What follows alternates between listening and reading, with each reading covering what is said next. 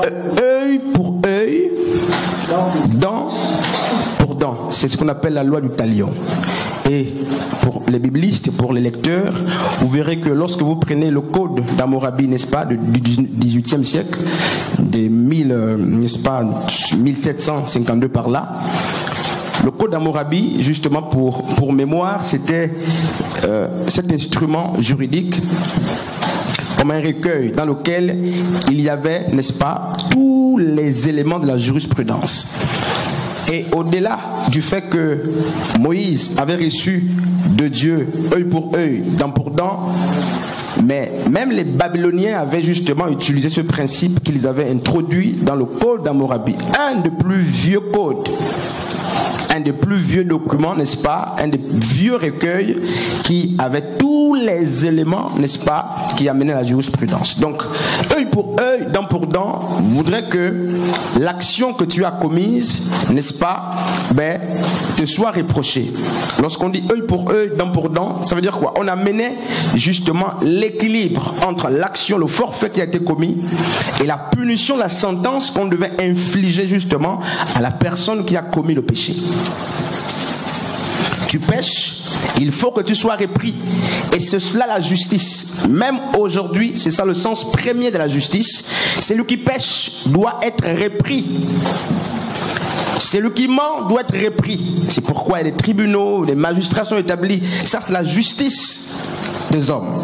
Et Josué était, n'est-ce pas, dans la même configuration en tant que prêtre de Dieu. Josué est accusé à cause de ses mauvaises œuvres, n'est-ce pas?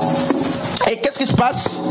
Dieu va le justifier sans qu'il n'ait apporté une offrande quelconque. Dieu le justifie sans qu'il, n'est-ce pas? En quoi sommes-nous justes? Et c'est quoi la justice? Donc on a dit la dernière fois que la justice c'est quoi? N'est-ce pas? C'est le procédé où, n'est-ce pas, c'est l'action légale, un principe légal par lequel Dieu déclare, n'est-ce pas, libre un prisonnier. C'est donc n'est-ce pas, un moyen par lequel le Seigneur, n'est-ce pas, ne condamne pas le coupable. Comme Josué qui, dans Zacharie 3, a été reproché. Il était coupable. Satan n'avait pas tort d'accuser Josué. Mais le Seigneur va gratuitement mettre un nouveau vêtement à Josué. Il épargne justement de la mort. Il épargne, n'est-ce pas, de la sentence. Alors, c'est quoi la différence? Parce que si on prend Corinthiens chapitre 6 à partir du verset 9a, lorsque vous direz au monde que vous êtes juste, le monde vous dira quels sont les éléments tangibles qui justifient votre justice. La justice, on a défini comme étant l'acte juridique et légal par lequel Dieu épargne de la mort un coupable, sans que ce dernier n'apporte un remède à son iniquité ou à son forfait. Vraiment, la justice humaine voudrait que, lorsqu'on lit Lévitique chapitre 1 à partir du verset 7, Lévitique 16, la Bible dit que, la Bible nous présente, n'est-ce pas, parce que le livre de Lévitique est le livre du culte par excellence, on nous dit que ceux qui péchaient contre le Seigneur devaient apporter une solution, n'est-ce pas, pour leur péché, pour leur forfait. Et très souvent, c'est là qu'intervient la notion des offrandes. L'offrande, ma'an, l'offrande de culpabilité. L'offrande de réparation, l'offrande d'apaisement, l'offrande d'action de grâce, les holocaustes. La plus grande partie d'offrande dont parlent les Écritures, c'était donné pourquoi? Pour réparer notre union, notre relation avec Dieu, pour restaurer la relation avec Dieu. Et cela, n'est-ce pas, tout le sens de l'expiation ou de la propitiation. On ne peut pas parler de la propitiation ou de l'expiation s'il n'y a pas péché. Et c'est lorsqu'il y avait péché, homme de Dieu, qu'un animal ou une offrande était prise. Une offrande était prise et là, on a porté cette dernière au niveau de l'arche, sur, n'est-ce pas, le propitiatoire, le couvercle de l'arche. Là, la propitiation était faite en vue de retrouver la relation qu'on a perdue avec Dieu. C'était une offrande qui venait non pas pour effacer le péché. On l'a vu la dernière fois dans Romains chapitre 3 à partir du verset 25 là-bas, que ces péchés étaient pardonnés en vue de la promesse de Yeshua qui devait venir. Hébreu dit, sans effusion du sang, il n'y a pas pardon des péchés. Et qu'est-ce qui se passe? On s'est rendu compte que ces éléments, ces offrandes, ces dons qu'on apportait étaient juste là pour, n'est-ce pas, apaiser le cœur de Dieu. Et parce que Dieu était apaisé, la relation entre Dieu et le coupable était, n'est-ce pas, restaurée. Non pas que le péché était ôté. Et donc il n'y a pas eu de péché ôté dans l'ancienne alliance. Aucune offrande n'a ôté le péché dans l'ancienne alliance. Les offrandes couvraient les péchés. Les offrandes apaisaient le cœur de Dieu. C'est pourquoi remarquez qu'il n'y a pas eu des esprits qui ont été chassés avant la révélation du nom de Yeshua. Ah non, sinon David devait chasser les esprits de Saül. Bref, on n'est pas sur ça.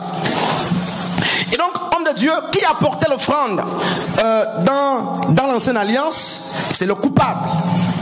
Celui qui pêche devait apporter une offrande de réparation. Et même si aujourd'hui je sais qu'il y a certaines églises qui le disent toujours, tu as péché, il faut venir donner une offrande pour réparer. Tu as péché, tout ça, on verra ça un jour. Et donc c'est le coupable qui apportait le remède à son péché, comme Adam l'a fait dans Genèse. Celui qui pêche, frère Julien apportait un animal lui-même, un agneau de préférence, pour son péché. Ça c'est, n'est-ce pas, la vue de l'ancienne alliance. Pour espérer être justifié à nouveau, pour espérer d'apaiser le cœur de Dieu, il fallait l'offrande. Mais ce culte n'a plus lieu aujourd'hui. Un frère Teddy, c'est plus la même chose. Alors la Bible nous appelle des êtres sanctifiés, justifiés. Et qu'est-ce qui nous justifie? Ça c'est pas aujourd'hui qu'on verra, mais qu'est-ce qui est dit, n'est-ce pas, dans Hébreux 11:6? Or, sans la foi, il est impossible de lui être agréable. J'aimerais qu'on reparte au verset 2 d'Hébreux 11. Pour l'avoir possédé,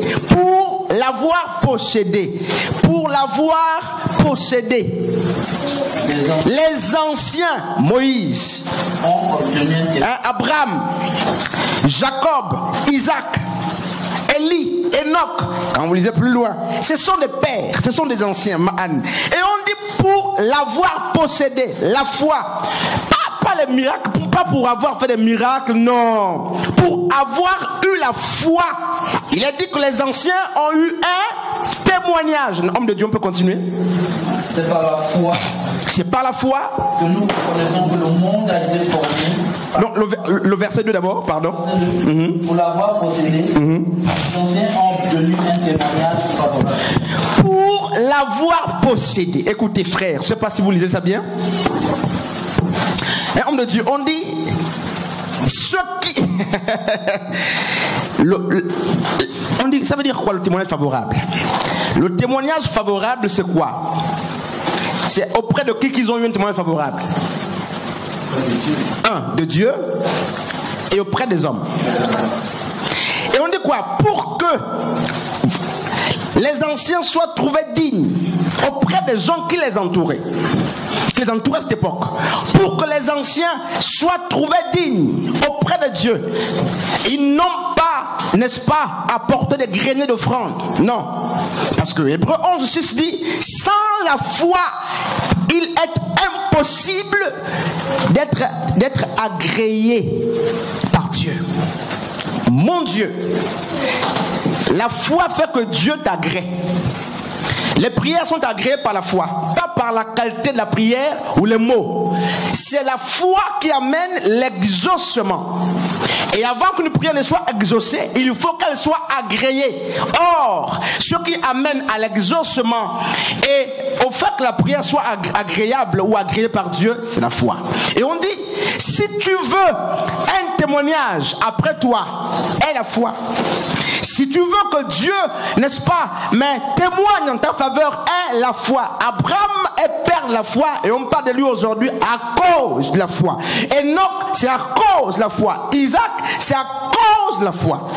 Alors des frères qui cherchent les témoignages dans les dons, la faveur dans les dons, la Bible dit, c'est la foi qui fait connaître un témoignage favorable. Bref, on n'est pas sur la foi d'abord, hein.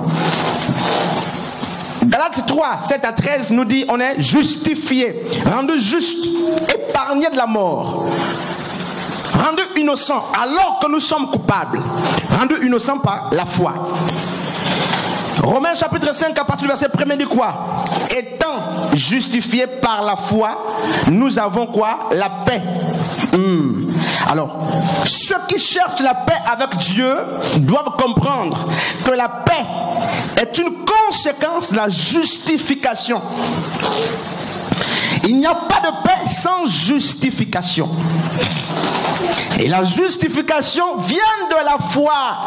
Ce n'est pas les œuvres qui amènent à la justice, mais c'est la foi. Bref, on n'est pas d'abord sur ça. C'est la définition. Donc, au-delà, c'est l'œuvre de la justice. Un homme de Dieu. Donc, les justes sont libres. Justifié par quoi, Ma'an?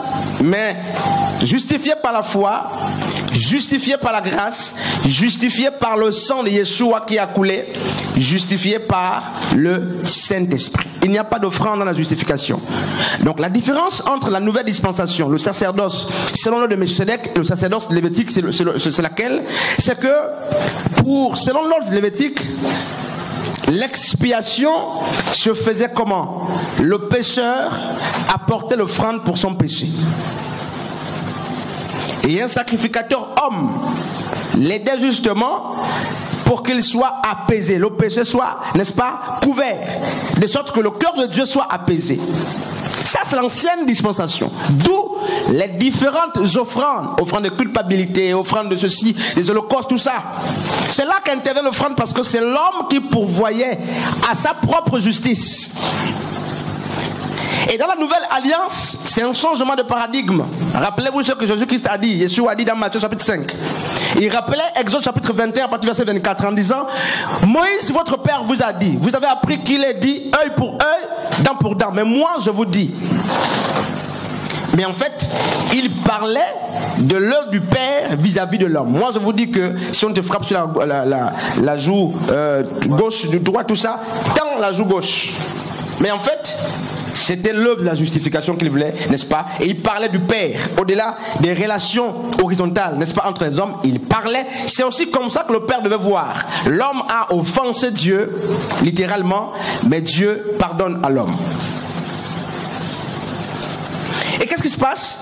Gratuitement justifié. Donc, l'ancienne alliance voudrait que celui qui a péché apporte l'offrande et le sang devait couler justement pour que le cœur de Dieu soit apaisé. Mais la nouvelle dispensation dit non, ce n'est plus l'homme qui pourvoit au péché, mais c'est Dieu lui-même qui donne Christ comme étant la victime expiatoire pour porter sur lui le péché de l'humanité. Et là, qu'est-ce qui se passe? Vous avez juste besoin de la foi. Vous avez juste besoin de la foi, Ma'an. Alors, il est inadmissible qu'une église enseignée ait des personnes qui pleurent beaucoup dans les maisons et moins des personnes qui adorent Dieu. Parce que la justification ne nous tient pas dans un esprit de pleurs. Les gens qui sont justifiés ne passeront pas du temps à pleurer, ne passeront pas plus de temps à pleurer dans la présence de Dieu. Non, ils passeront plus de temps à adorer. Pourquoi? Leurs pleurs ne vont même pas les justifier. Et on a moins d'adorateurs parce que les gens ont mal compris la justification. Le jour qu'on comprendra que nous sommes justifiés, on saura que même quand je vais le trébucher, Dieu est toujours content de moi.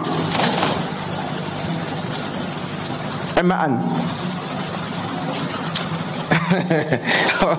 Définition: la justification,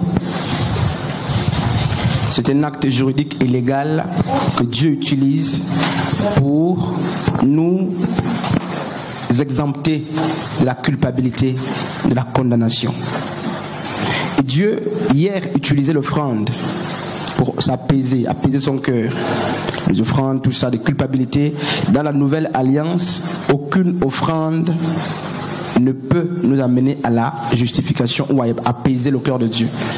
Dieu nous agrée, d'après ce que l'homme de Dieu a lu dans Hébreux chapitre 11 à partir du verset 6, par la foi. Ce sont des frères et des sœurs qui ont la foi qui sont agréables à Dieu et non des gens qui prient beaucoup et qui jeûnent beaucoup. Ça veut dire que si ces jeunes gens ont la foi, ils sont agréables. Et le verset 2e d'Hébreux chapitre 11 dit, c'est la foi qui a fait que les anciens aient un bon témoignage. Rien d'autre. Donc Ma'an, la justice de Dieu est l'inverse de la justice des hommes. Dieu a pourvu lui-même à l'offrande expiatoire. Il a donné son fils en rançon. Bref, on s'arrête là. On va continuer jeudi prochain avec, n'est-ce pas, un autre sous-point. Que Dieu nous bénisse. On va prier avec...